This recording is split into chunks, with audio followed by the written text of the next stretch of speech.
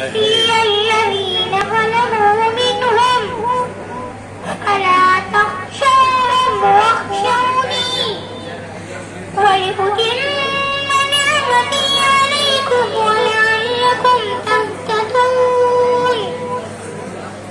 كما أرسلنا فيكم رسولا منكم يتلو عليكم آياتنا ويزكيكم ويعلمكم الكتاب والحكمة ويعلمكم ما لم تكونوا تعلمون فاذكروني